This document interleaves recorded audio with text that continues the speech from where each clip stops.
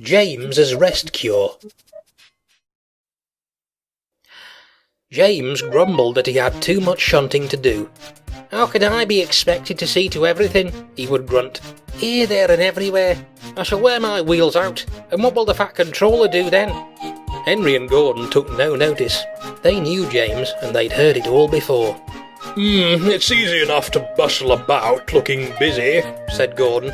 "But it's the real work you do that actually counts," put in Henry. "Rubbish!" snorted James, and bashed some trucks angrily.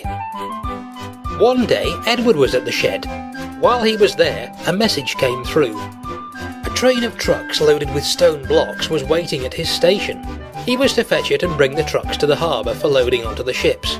James looked envious. "I wish it was me." Edward felt sorry for him. "Why don't you go and collect the trucks then?" he suggested. "I'll stay here in the yard and shunt. It'll be a nice change for you." Their drivers agreed, and James puffed proudly away. "This is nice, this is nice," he chirruped happily to himself as he sped along the rails. But he didn't stay cheerful for long. The dirty, rude trucks are always on the lookout for an engine they can be spiteful to. They had heard about James, and when they saw him backing towards them, they jeered loudly. "Look, it's Bootlace James!" they cried loudly to each other. "Now we'll have some fun. A bootlace won't help him today." They sniggered to each other and made a naughty plan to spite James. The stone was heavy, and the load was bad enough without the trucks making it worse, but they didn't care about that. They tried all sorts of tricks. They slipped their brakes on so that James had a difficult time starting. "Come on, you lot," he strained as he pulled out of the yard.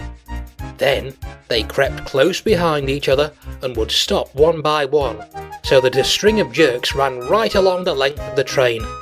"They'll break a coupling if they're not careful," said James crossly.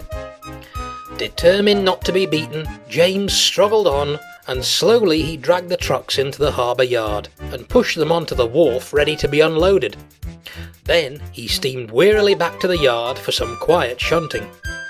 Gordon couldn't help but laugh when he saw how exhausted James looked.